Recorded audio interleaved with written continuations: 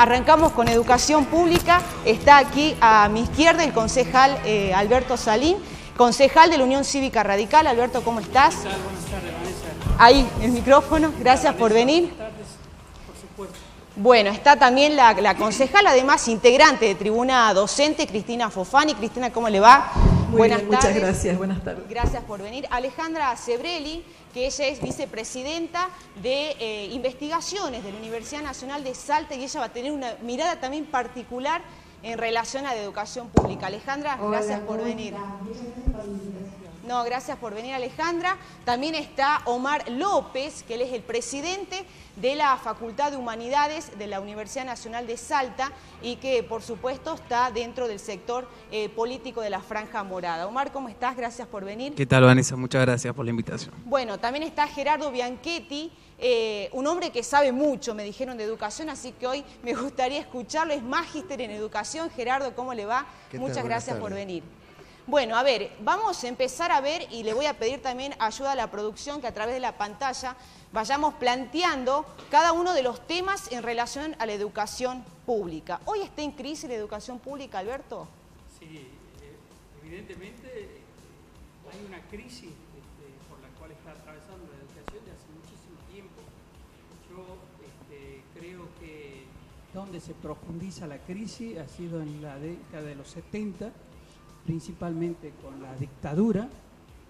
Acá hay una generación que fue totalmente devastada y fundamentalmente sectores que estaban vinculados a la educación, docentes, estudiantes, fueron totalmente devastados.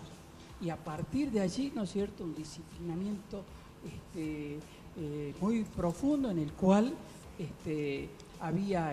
se prohibieron libros, se prohibieron autores, es decir, que se empezó a controlar el conocimiento tanto en las universidades como así también en las escuelas secundarias. Esto provocó una crisis profunda que uno lo empieza a visualizar. Me acuerdo cuando comenzó la democracia, cuando recuperamos la democracia, Alfonsín convocó a ese congreso pedagógico para de ahí empezar a vislumbrar un nuevo proyecto, una nueva política educativa, afianzar nuevamente la educación pública. La verdad que para mí fue un fracaso porque se desvió el debate, los distintos partidos políticos tomaron como una cuestión particular. La Iglesia lo tomó como una cuestión, una pelea particular, individual. Entonces terminamos con que no quedó en la nada. Y después, por supuesto, el menemismo es el que avanzó en un proyecto que fue totalmente resistido por todo el sector docente, que era la Ley Federal de Educación, que el proyecto podría haber sido interesante, pero muy mal aplicado. Creo yo que todos los cambios, todos los proyectos tienen que empezar desde arriba para abajo, no desde abajo para arriba. ¿Por qué? Porque nosotros no podemos implementar un nuevo plan cuando no tenemos preparados a los docentes, cuando no hay un trabajo previo. Por ejemplo, yo entiendo que si nosotros vamos a implementar así de manera improvisada, porque así se hicieron las reformas educativas, y nos damos con que el docente no está preparado, no está capacitado. La capacitación el Estado se la delega al sector privado, cuando tendría que ser la universidad pública la que capacite a los docentes de manera permanente, y no, es privada. Entonces, yo, por ejemplo, lo que hay que reformar también es el tema de las juntas de calificaciones. No puede ser cómo se está evaluando y calificando a los docentes, ¿no es cierto? Solamente por juntar papeles, por juntar cartones, tienen altos puntajes, ¿no es cierto?, que bloquea muchas veces el acceso de mucha gente a la educación. Y claro, pero a la hora de ver cómo se desarrolla ese conocimiento en las aulas, eso no se refleja con los altos puntajes que tienen algunos docentes, pero es por acumulación de cartones nada más. Bien, ya continuamos con vos, Turco. Cristina, ¿qué papel juegan hoy los sindicatos en educación? En primer lugar, la responsabilidad del vaciamiento de la educación pública y la desinversión actual es responsabilidad del Estado, con una política de desinversión, pero al mismo tiempo de direccionar fondos a la escuela privada. Un Estado que tiene el 73% de recaudación de impuestos no tiene escuelas, el Estado Nacional. Y por el contrario, con un agujero fiscal que nos ha dejado esto de permitir que empresas exportadoras no paguen impuestos, las ojeras, las mineras, las petroleras, el Estado hoy se ha perdido de cobrar 57.000 millones de pesos que podrían haber ido a la educación y a la salud.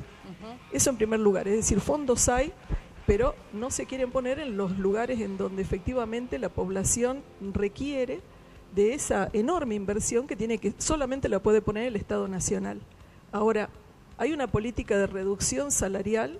En el caso actual estamos luchando contra un tope del 18% y en el caso de Salta del 16%, que tiene que ver con un ahorro, hacer caja con el sueldo de los trabajadores de la docencia y de los empleados públicos en general. Sí. Y por el otro lado, al mismo tiempo se ha incorporado tanto en salud como en educación el concepto de productividad, y por lo tanto están amontonando niños en las aulas, hay una sobreexplotación de la maestra, con niños incluidos, es decir, 30, 40 niños, entre ellos 10, 15 niños incluidos. Entonces la maestra tiene que hacer un doble o triple trabajo. ¿Qué quiere decir esto? Que se está tratando de hacer caja, de ahorrar en educación sobre el salario y sobre la calidad educativa. ¿Qué rol han jugado en esto los sindicatos? De absoluta adaptación. Tanto la CETERA a nivel nacional como los gremios a nivel provincial han terminado aceptando esta reducción salarial. Lo hemos visto con la aceptación del 16%, que es lo que nos mueve en estos días al gran debate sobre la educación, porque solamente se discute el problema de la crisis educativa cuando los docentes salimos a luchar por el salario. Y tanto SADOP como CITEPSA como AMED han firmado ese 16% miserable y con el anzuelo de que en el segundo semestre nos van a dar un aumento para complementar, dicen. Hoy ya tenemos una proyección de inflación del 25% y ya sabemos con lo que pasa con el complemento del segundo semestre. Ya lo vivimos el año pasado con un 6% en negro.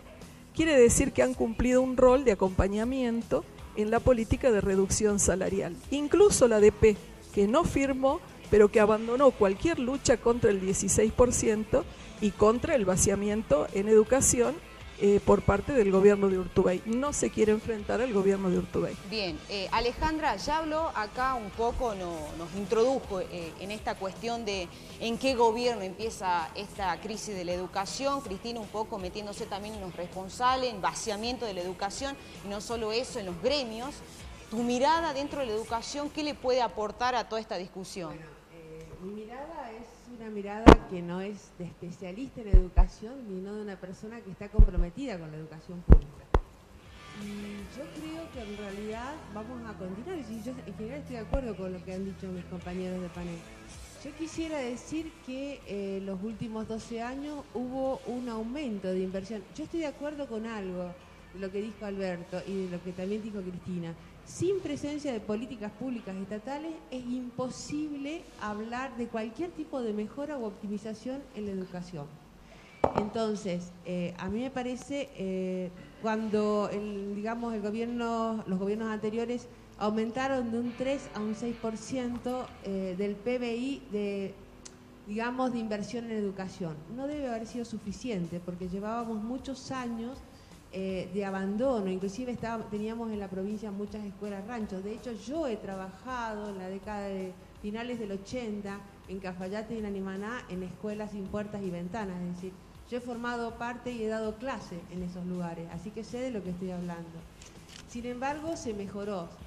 Por ejemplo, yo voy a hablar del ámbito que mejor conozco, que es el ámbito de la universidad, y yo los invito a pasear por la Universidad Nacional de Salta y van a ver cómo el dinero fue a parar a infraestructura. Y ustedes dirán, ¿y qué tiene que ver la infraestructura? Y tiene mucho que ver también con la educación. No es solo la formación del docente, la inversión en formación del docente, la inversión en mejora de cargos para los docentes, sino también que los estudiantes y las estudiantes tengan un espacio digno y cómodo para poder estudiar y demás.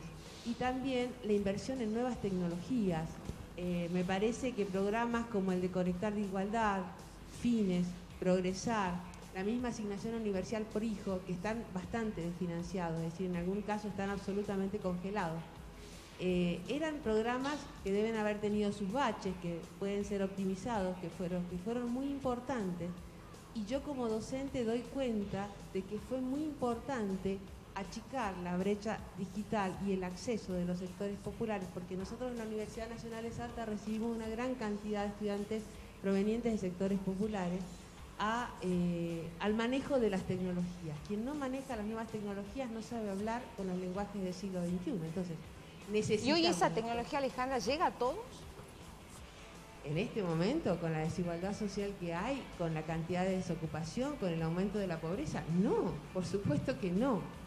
A ver, simplemente estoy dando, vos me preguntabas en progresión, no, yo veo que a partir de este último gobierno, porque además estamos con un modelo neoliberal de achicamiento del Estado, esto es clarísimo, entonces no le conviene, y como dijo Cristina, es decir, se va a invertir en educación privada y se está quitando inclusive el valor a la educación pública. Si uno lee diarios, escucha radio, sobre todo de los medios más oficialistas, que son casi todos, vamos a escuchar que la educación pública en general, en todos sus niveles, está absolutamente devaluada. Se toman exámenes, yo no soy especialista, pero yo quisiera ver esas evaluaciones donde salimos tan mal evaluados. ¿Qué es lo que están considerando? ¿Consideran la cuestión de clase, digamos, las posibilidades que tiene el estudiante de acceso a una educación, a los libros, a las tecnologías, a la información? ¿Qué es lo que estamos tomando? ¿Cuál es el modelo? ¿Yo puedo aplicar un modelo italiano, un modelo norteamericano de evaluación cuando vivimos en Salta, en zona de frontera cultural, multicultural? Digo, ¿no? Porque me parece que hay cuestiones que a la hora de evaluar, que son muy importantes, habría que considerar para ver si realmente nuestros estudiantes están tan mal como dicen las evaluaciones. Bien. Gerardo, a ver, se habló ya de los inicios, se habló ya del salario y los gremios, se habla de la tecnología, de desigualdades. ¿Cuál es su aporte a todo esto? Bueno, en primer lugar, creo que cuando hablamos de la crisis de la educación no estamos diciendo nada. Porque se habla de la crisis de la educación, uno va a la historia de la educación y se encuentra con que en la década del 30 se hablaba de la crisis de la educación. No es nada nuevo, digamos, tampoco. No es nuevo, pero además no tienen todas el mismo contenido. Entonces, cuando uno dice cuál es la característica o el contenido de la crisis, ahí puede haber diferencias muy grandes. Por ejemplo, para los sectores elitistas, digamos, para los sectores que siempre tuvieron la oportunidad de ir a las instituciones educativas, la masificación, eso produjo la crisis. Es decir, cuando la escuela se abrió a los sectores trabajadores, a los sectores medios, para esa perspectiva la crisis empezó ahí. Yo creo que tampoco uno puede tomar estos últimos gobiernos como los causantes de una crisis que viene, digamos, depende, insisto, del contenido que le demos a la palabra, pero viene de mucho más atrás, digamos.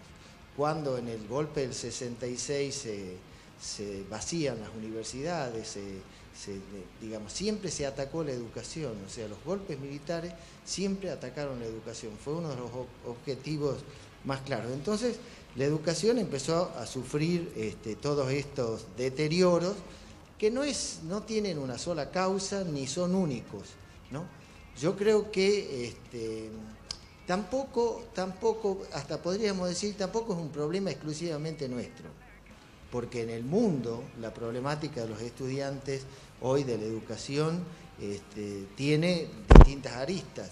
Las nuevas tecnologías han impactado mucho sobre la formación de las mentalidades, sobre la forma de ser de las personas, de los jóvenes, de los niños, y eso muchas veces compite con la escuela, que tiene otra forma de trabajo, que tiene otra mecánica, etc. Entonces, digo, la problemática de la educación es muy compleja, no es una cosa que nos sorprenda a nosotros. Sí lo sorprende al presidente y al ministro de Educación porque seguramente nunca estuvieron en contacto con estas temáticas, pero hay investigaciones, hay tesis de maestría, hay tesis de doctorado, hay estudios hechos desde el Congreso Pedagógico de Alfonsín. A partir de ahí, ¿qué intentó hacer el gobierno? Era tratar de poner las características del problema para ver cómo encararlo. Creo que, bueno, por muchas razones eso no se hizo y creo que hoy lo único lo que se debería hacer, no creo que lo haga este gobierno, porque para eso hay que tener una filosofía diferente, es juntar a todos los sectores que están involucrados en la educación y empezar tomando todos los diagnósticos que hay. Porque esto que dice esta prueba Aprender no es nada nuevo para nadie, mucho menos para los que estamos trabajando en distintos niveles del sistema. Los chicos que llegan a la universidad tienen también dificultades, en algunos casos, para algunos saberes que se supondría que el nivel medio lo debe dar. Entonces yo creo que hay que juntarlos a todos, digamos, hay que juntarlos a los sindicatos, hay que juntar los especialistas o los estudiosos de estos temas y proponer un plan que tampoco va a ser un plan de un día para el otro, tampoco es, digamos, los problemas de la educación se solucionan en el mediano y el largo plazo, entonces hacer un acuerdo educativo, una política de Estado realmente que sea una política de Estado y que se pueda empezar a transformar atacando todos los problemas. El problema no es solamente salarial, aunque sí es problema, no es solamente de infraestructura, aunque sí es un problema de infraestructura, o sea, es una suma de situaciones que o se las encara, diríamos, tomando las urgencias y tratando de irlas solucionando, y creo que lo único que se puede hacer es juntando a todos los sectores involucrados. Bien, Omar, en el medio de esta discusión siempre se pone a los padres y a los alumnos, ¿no? A los chicos, es como que la excusa siempre es, no, bueno, pobre los chicos que se pierden horas de clase, los padres que no saben dónde dejar a los chicos, tienen que llevarlos a clase y los maestros no dan clases. ¿Qué es lo que piensa hoy el estudiante? Sí, bueno, más que nada... ¿Se discute en el centro de estudiantes, en la facultad, la situación de los docentes? Sí, primero que nada, volver al primer interrogante, ¿no? que habían planteado sobre el tema de la crisis en la educación pública. Sin lugar a dudas, la crisis es una continuación que se fue acrecentando durante los diferentes gobiernos y que en el último tiempo hemos visto una profundización sobre estas medidas, ¿no? Sobre en los últimos 12 años de gobierno, equiparando, por ejemplo, la educación pública como en términos más de mercado, ¿no? Esto lo vimos claramente en la profundización sobre la propuesta de los 90 durante el menemismo y fundamentalmente, ¿no? La cuestión de la ley de educación superior en las universidades, nosotros la vemos desde esa mirada, ¿no? La ley de educación superior hoy pone en los dos niveles, tanto a la educación privada como a la educación pública, cuando ambas tienen una característica que son diferentes. Algunas tienen una mirada laica, como la mirada de la universidad pública, y por otro lado está la mirada que tiene una dirección claramente de un credo, ¿no? En ese sentido, nosotros vemos que la cuestión de la crisis fue dilatándose en el último tiempo y que hubo profundizaciones. En los últimos 12 años de gobierno decían, por ejemplo, que habían avanzado en materia de educación, pero digo, a ver, el interrogante claro está, no se cambió la ley de educación superior, sigue teniendo los mismos parámetros de calidad educativa cuando nosotros pensamos que tiene que apostarse en términos de excelencia académica, porque si nos paramos en los parámetros, valga la redundancia, en términos más mercantilistas, seguimos pensando la educación como producto y no como un derecho en definitiva, ¿no? Volviendo también al otro interrogante, ¿cómo era, Van, el segundo interrogante que habías planteado? Los estudiantes están discutiendo. Los estudiantes estamos discutiendo. O sea, ¿qué piensan? Los estudiantes desde el movimiento estudiantil estamos discutiendo la cuestión salarial, la cuestión de los paros. Por ejemplo, el interrogante que recién planteaban, la cuestión electoral. Claro, ¿es un reclamo genuino de los trabajadores docentes o es una estrategia electoral? Bueno, nosotros de nuestro espacio consideramos que las medidas que se vinieron tomando en el último tiempo, nosotros no deslegitimamos la medida de huelga como un reclamo legítimo tanto de los sectores docentes como de los otros diferentes sectores, sino que en esta instancia se ha planteado la cuestión electoral, sin lugar a dudas. Hay un avivamiento de la cuestión electoral en términos de que nosotros, la cuestión de los docentes en la universidad planteaban la cuestión del paro, más presupuesto para el CONICET. Hoy vemos, por ejemplo, la planta del CONICET, particularmente del ICSO en humanidades, los becarios doctorales que se encuentran hoy en la Facultad de Humanidades son muy reducidos en comparación con los de las becas con los becarios de investigación y los docentes investigadores de la Universidad Nacional de Salta. Hay una gran desigualdad y también la cuestión de asignación presupuestaria que tienen cada uno. Sin lugar a dudas, los docentes que están trabajando en la investigación hace más de 20, 25 años en la universidad tienen las cuestiones del acceso salarial son más limitados que tienen los becarios del CONICET. Segunda instancia, que nosotros veíamos que las cuestiones, las consignas en términos del paro se veían diluidas y no estaban claras. En ese sentido nosotros hemos puesto el debate sobre el término más electoral y planteando esa posición, ¿no? Bien, Turco, sí, Alejandra. Te quiero aclarar algo, es decir, yo no soy CONICET, no fui nunca CONICET, dirijo gente de CONICET. Dirijo becarios doctorales, postdoctorales y una persona en carrera, que no está acá, la dirijo en otro lado, digamos, está en la UNE.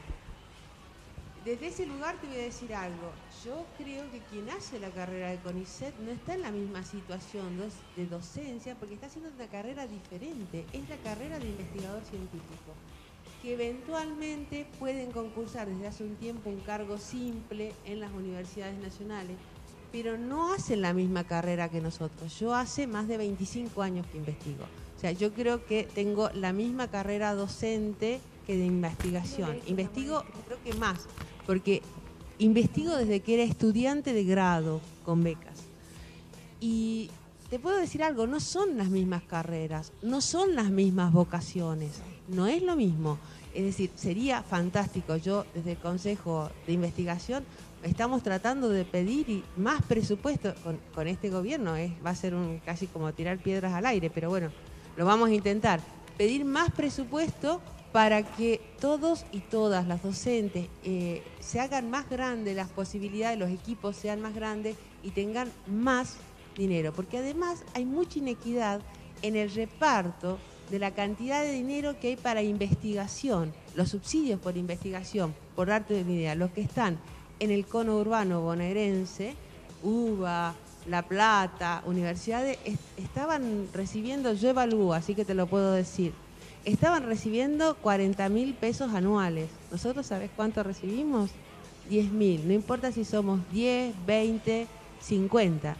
Entonces sí estamos tratando, pero te quiero decir algo, son peleas diferentes, son andariveles diferentes, porque en un caso estás haciendo la carrera de científico y en el otro caso estás haciendo la carrera docente, como se entiende la docencia en la Argentina, es una carrera de docente investigador, pero no es idéntica, no de ninguna forma. Bien.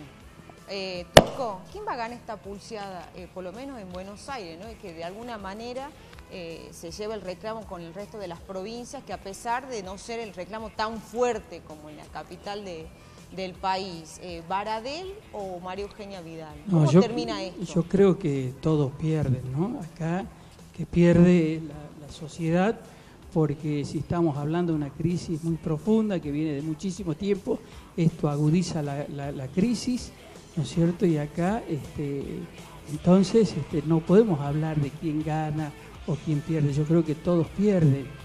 Acá la sociedad va a tener un retraso muy importante en cuanto a la educación. En algunos aspectos estoy de acuerdo con que acá la discusión muchas veces no es solamente salarial, tiene otros ingredientes de tintes políticos. Acá hay una una clara politización de la huelga, ¿no es cierto? Que, por supuesto, acá no va a haber ningún ganador, acá van a perder los chicos, va a perder la sociedad, una generación que la vamos a ver cada vez más postergada. Bien, Cristina, cortito, porque tengo un minuto para usted y un minuto para Gerardo.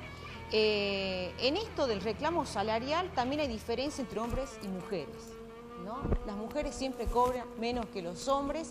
En el sector docente, ¿cómo se da la lucha también de las mujeres en este gran reclamo que es general y por todos, pero en la mujer en especial?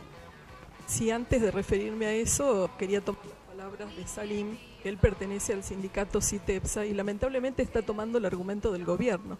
Dice que esta huelga está politizada y que pierden los niños. Los niños están perdiendo hace mucho tiempo ya. Empezaron a vaciar la educación pública hace 20, 30 años. Y por el contrario, los que están poniendo en pie la educación pública con mucho esfuerzo son los docentes. Y con esta lucha están planteando el problema de la infraestructura edilicia, de la sobreexplotación y de la caída de la calidad educativa. Por lo tanto, no es solo el salario, su defensa y digamos la defensa de la educación pública y su victoria va a llevar a que efectivamente se derrote una política de vaciamiento y de privatización. La otra cuestión es que al docente, que mayormente es un gremio de mujeres, y por lo tanto se le considera que si gana un salario como complemento del marido, está bien, porque efectivamente con 15.000 pesos una maestra actualmente de 20 años, 22 años de servicio, considera que puede arrimar la plata para complementar al marido. Y las maestras, como cualquier otro trabajador, son cabeza de familia y tienen que ganar el costo de la canasta familiar. Nosotros desde Tribuna Docente estamos saliendo a luchar exigiendo 15.000 pesos de básico nacional unificado y la renacionalización de la educación pública. 15.000 pesos de básico con los adicionales en Salta significa un salario para el que recién se inicia de 20.000 pesos. Bien. Gerardo, ¿de acá cuántos años usted cree que podemos hablar de una educación donde de alguna manera se cumpla todo esto que venimos hablando, ¿no? Docentes mejores pagos, las escuelas en mejores condiciones edilicias, bueno, sí, que no todo es esté dado, no es una cuestión de años, sino de políticas que se pueden hacer. Podemos pasar 50 años y no lograr ningún resultado. Por eso yo decía, creo que hay que tratar de juntar a todos los actores y buscar una transformación profunda. ¿Eso lo ve posible hoy en día? Los otros días leía una noticia que es interesante tener en cuenta, porque ahí se nota cuando hay políticas para solucionar los problemas, ¿no? En Suecia han cerrado muchas cárceles, ¿no? Han cerrado muchas cárceles, ¿por qué? Porque es una sociedad más igualitaria. Porque la diferencia entre ricos y pobres es mucho menor que la que existe en los otros países donde hay, claro, digamos, donde cada vez se hacen más cárceles, ¿no? Es decir, en Argentina, en Brasil, en todos esos lugares donde la diferencia de ingresos es muy grande, ahí se hacen cárceles. En Suecia se cierran. Entonces, el tema es político y el tema es cuál es la propuesta para transformar.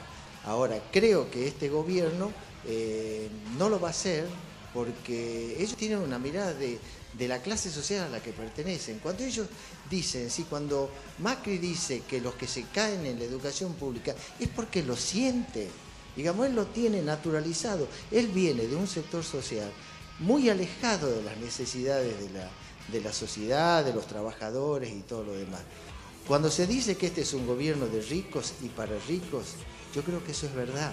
Y como ricos que son, ven la realidad desde esa perspectiva. Entonces, ellos no van a buscar solucionar el problema docente, van a tratar de que la sociedad se enfrente con los docentes y sobre eso tenemos que tener mucho cuidado. Perfecto. Bueno, ahí escuchaban todas las voces, al menos se van a ir reflexionando con la opinión y la posición de cada uno de ellas. De Alejandra Sebrelli, que hoy nos acompañaba, vicepresidenta del Consejo de Investigación de la UNSA. Gracias, Alejandra, por venir. El tiempo es corto, me gustaría tenerlo más tiempo, pero tenemos el próximo debate de seguridad vial. Cristina, muchas gracias por venir. Muchas gracias a vos. Concejal y integrante de Tribuna Docente. Turco, ahí quedó pendiente la respuesta para Cristina. Concejal de la UCR, gracias por venir. Omar López, también de la Facultad de Humanidades, presidente de la Facultad de la Franja Morada. Gracias, Omar, del Centro de Estudiantes. Y Gerardo Bianchetti, que con lo poco que dijo ya nos aclaró bastante el panorama. Gracias, Gerardo, por venir. Vamos a la primera pausa y ya volvemos.